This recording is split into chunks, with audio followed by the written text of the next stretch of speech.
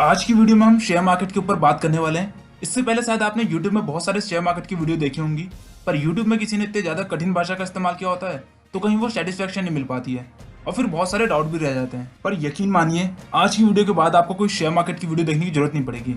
आप लास्ट में यही बोलेंगे कि ये तो बहुत ईजी था। आज पूरा शेयर मार्केट का A to Z हम जानने की कोशिश करेंगे, और वो भी इतने आसान भाषा में। जैसे जैसे हम आगे वीडियो में बढ़ते चलेंगे, आपको मार्केट ट्रिक्स, स्ट्रेटजीज जो प्रोफेशनल यूज करते हैं, इन सब के बारे में भी आपको बताते हुए चलूंगा।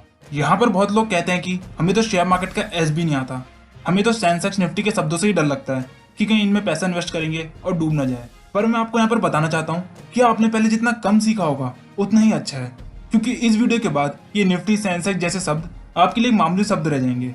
इसकी गारंटी मैं लेता हूँ। और बहुत लोग शेयर मार्केट सीख के सीधे इन्वेस्ट करना पसंद नहीं करते, या शायद पैसे डूबने का डर भी रहता है, और जो कि होना भी चाहिए। पर इस वीडियो में आपको एक ऐप के बारे में बताऊंगा जहां आप फ्री में शेयर्स खरीद और बेच पाएंगे, जैसे कि गूगल, अमेजॉन, रिलायंस, इन सब के। और अगर एक बार आपने इस ऐप में रुपए बनाना या प्रॉफिट बनाना सीख लिया शेयर को खरीद के और बेच के, तो फिर आप रियल शेयर्स खरीदना और उनसे प्रॉफिट बनाना। बस आपसे एक चीज चाहता हूँ कि वीडियो को पूरी देखना, क्योंकि मैं नहीं चाहता कि आप यहाँ से आधी अधूरी इन्फॉर्मेशन लेके जाए। वीडियो को मैंने 2 पार्ट में बांटा है, लंबी वीडियो थोड़ी सी बोरिंग हो जाती है इसलिए। अब शेयर मार्केट जितना दिखने में या सोचने में मुश्किल लगता है, ये उतना ही आसान होता है। जब भी शेयर मार्केट की बात होती है तो 5 से 6 चीजें आप मार्केट में और देखेंगे जिसमें हम ट्रेडिंग करते हैं, यानी खरीदते हैं बेचते हैं। जैसे कि इंडेक्स फंड, शायद इसका आपने नाम नहीं सुना हो। म्यूचुअल फंड, ये शायद आपने सुना हो। शेयर्स, जिसे हम स्टॉक्स भी कहते हैं, जो कि लगभग सबने सुने होंगे कि अमेजोन का एक शेयर 1 लाख रुपए का हो गया है और रिलायंस का 10,000 रुपए का हो गया है। ये सब आप सुनते ही होंगे। फिर क्रिप्टो, जिसमें आपके आ जाते हैं बिटकॉइन जैसी करेंसी, जो कि अभी मार्केट में नहीं आई है। और फॉरेक्स, जिसे हम फॉरेन एक्सचेंज भी कहते हैं। और कमोडिटी, जिसमें आपके गोल्ड, ऑयल, गैस, सिल्वर, ये सब आ जाते हैं। अब ये सब मार्केट में मेन चीजें हैं जिसमें ज्यादातर ट्रेडिंग होती है, मतलब कि जिनको सबसे ज्यादा खरीदा या बेचा जाता है। और भी होते हैं पर वो इतने ज्यादा इंपॉर्टेंट नहीं होते। अब इसमें भी कुछ ऐसी चीजें होती हैं जिनको ज्यादा यूज नहीं किया जाता, या जिनकी इतनी इज्जत नहीं होती, या कह सकते हैं कि इनको सिर्फ प्रोफेशनल यूज करते हैं, जिनको मार्केट की अच्छी खासी इन्फॉर्मेशन होती है। जैसे कि बिटकॉइन। अब आप बहुत कम लोगों से सुनोगे कि मैंने बिटकॉइन में पैसे लगाए हैं।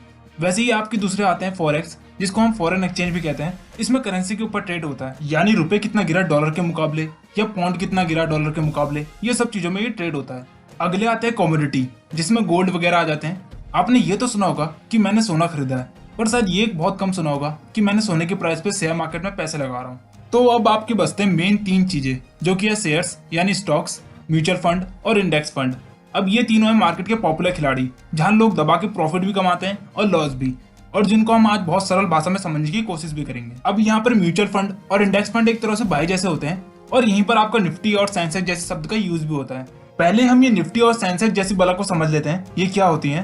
सेंसेक्स, इसको हम BSE भी कहते हैं, जिसका मतलब होता है बॉम्बे स्टॉक एक्सचेंज, जो कि आपने शायद सुना भी होगा। अब सेंसेक्स में ना इंडिया की टॉप 30 कंपनीज आती हैं, जैसे कि रिलायंस, टाटा, इन्फोसिस, ये सब। अब ये टॉप 30 कंपनीज कैसी कैसी होती हैं, एग्जाम्पल के थ्रू आपको समझाने की कोशिश करता हूँ।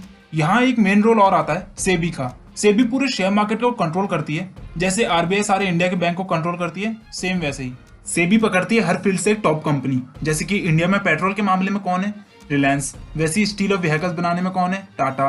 फिर IT सेक्टर में जैसे इन्फोसिस हो गई, ऐसी ही एग्रीकल्चर फील्ड में कोई होगी, मेडिसिन फील्ड में कोई होगी। तो इसी तरह से सेंसेक्स में इंडिया के टॉप 30 कंपनीज होती हैं, जो कि बड़े बड़े फील्ड में बिजनेस कर रही होती हैं। और अगर बात करें निफ्टी की, तो इसको हम नेशनल स्टॉक एक्सचेंज भी कहते हैं। तो यहाँ पर इंडिया की टॉप की 50 कंपनीज होती हैं। शुरू की 30 तो सेंसेक्स वाली होती हैं और 20 कोई और होती हैं। अब यहाँ पर 20 कंपनी वो होती हैं जो इतने बड़े फील्ड में बिजनेस नहीं कर रही होती हैं, या कह सकते हैं उनकी मार्केट वैल्यूएशन इतनी ज्यादा नहीं होती है, पर ये इंडिया की GDP बढ़ाने में हेल्प करती हैं। जैसे कि एशियन पेंट कंपनी, MRF, ये सब निफ्टी में आ जाती हैं। इसलिए ये भी कहते हैं कि सेंसेक्स और निफ्टी इंडिया की इकोनॉमी को भी दर्शाते हैं। तो शायद आपको यहाँ तक कुछ समझ में आने लग गया होगा। समझ में आ रहा है तो एक लाइक ठोक देना, मुझे भी अच्छा लगेगा। और जिनको थोड़ा सा भी डाउट है तो वो आगे सब क्लियर हो जाएगा, डोंट वरी। अब जैसे कि हमने बात करी सेंसेक्स और निफ्टी की, तो यहाँ पर अगला गेम आता है म्यूचुअल फंड और इंडेक्स फंड का।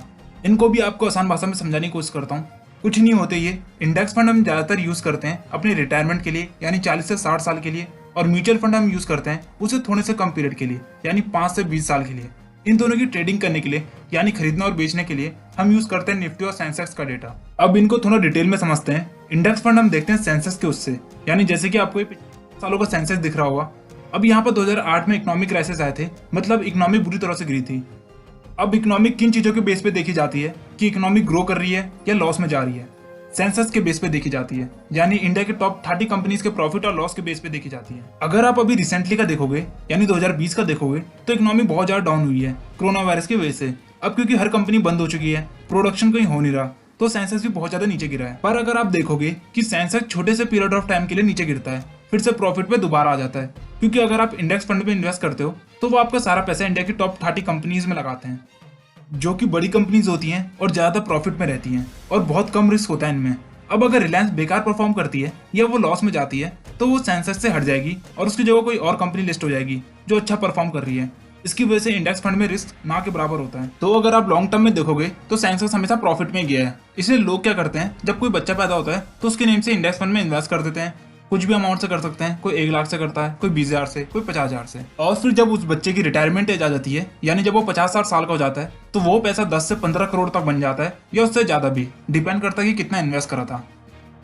इंडेक्स फंड में आप तभी इन्वेस्ट करेगा जब आप सेफ खेलना चाहते हैं और अपनी रिटायरमेंट गोवा बीच में बिताने की सोच रहे हैं। यानी जैसे बैंक में होता है ना कि एफडी सबसे सेफ होती है, वैसे शेयर मार्केट में इंडेक्स फंड सबसे सेफ होता है। आपको बस एक बार पैसे इन्वेस्ट करना है, फिर उससे पड़े रहने देना है। अब बात कर लेते हैं म्यूचुअल फंड की। म्यूचुअल फंड में हम इन्वेस्ट करते हैं थोड़े से शॉर्ट पीरियड के लिए, यानी 10 से 20 साल के लिए। और आपने म्यूचुअल फंड की एड्स में ये भी लाइन सुनी होगी कि सब्जेक्ट टू मार्केट रिस्क, क्योंकि इसमें थोड़ा सा रिस्क तो होता ही है। पर उनके लिए जिनको इसमें खेलना नहीं आता, आपको समझाने की कोशिश करता हूँ। अब इंडेक्स फंड में आपका सारा पैसा कहाँ लगता है? सेंसेक्स में, यानी टॉप 30 कंपनीज में। पर म्यूचुअल फंड में आपकी 4 कैटेगरीज होती हैं, जैसे कि लार्ज कैप जिसमें बड़ी कंपनियां आ जाती हैं इंडिया की, मिड कैप जिसमें थोड़ी सी छोटी कंपनियां आती हैं, और स्मॉल कैप जिसमें और छोटी कंपनीज आ जाती हैं, और मल्टी कैप जो कि तीनों का कॉम्बिनेशन होता है। एक तरह से म्यूचुअल फंड को भी आप सेफ ही कह सकते हैं, क्योंकि वहां पर बहुत सारे एक्सपर्ट्स होते हैं जो कि आपके पैसे इन्वेस्ट करते हैं इन कंपनीज में, चाहे वो लार्ज कैप हो या मिड कैप हो या स्मॉल कैप हो। अब यहाँ म्यूचुअल फंड का रिटर्न ऑन इन्वेस्टमेंट आपको ज्यादा मिलता है इंडेक्स फंड से, क्योंकि यहाँ पर स्मॉल कैप भी होती हैं। अब यहाँ पर लार्ज कंपनीज इतना ज्यादा ग्रो नहीं हो पाती हैं जितना स्मॉल कंपनी तेजी से ग्रो होती हैं, और ग्रोथ का मतलब ज्यादा प्रॉफिट। पर यहाँ पर स्मॉल कंपनीज का डूबने का भी बहुत ज्यादा चांसेस होते हैं या फ्रॉड करने का। तो वहाँ जो एक्सपर्ट्स बैठे हैं उन पे डिपेंड करता है कि वो आपके पैसे कौन सी कंपनीज में इन्वेस्ट कर रहे हैं। अगर आपको कुछ ज्यादा प्रॉफिट मिल रहा है तो आपकी 60% पैसे छोटी कंपनीज में लगाया गया है, 20% मिड कंपनीज में और 20% लार्ज कंपनीज में। और जैसे ही आपको लॉस होने लगता है तो वहाँ बैठे एक्सपर्ट्स आपके सारे पैसे लार्ज कंपनीज में लगा देते हैं, तो फिर से आपका पैसा मेंटेन होने लगता है। पर अगर 10 से 15 साल के बाद देखोगे तो यहाँ से भी बहुत अच्छा खासा प्रॉफिट में आप रहते हो। तो इतना ही था इसका पहला पार्ट। आई होप कि आपको पहला पार्ट अच्छा लगा हो। अच्छा लगा तो लाइक और सब्सक्राइब दबा के मार दो, और जिनको डाउट है कुछ भी तो कमेंट सेक्शन पूरा खाली पड़ा होगा तो उसको भर दो अच्छे से। पार्ट 2 जल्दी इसका आएगा।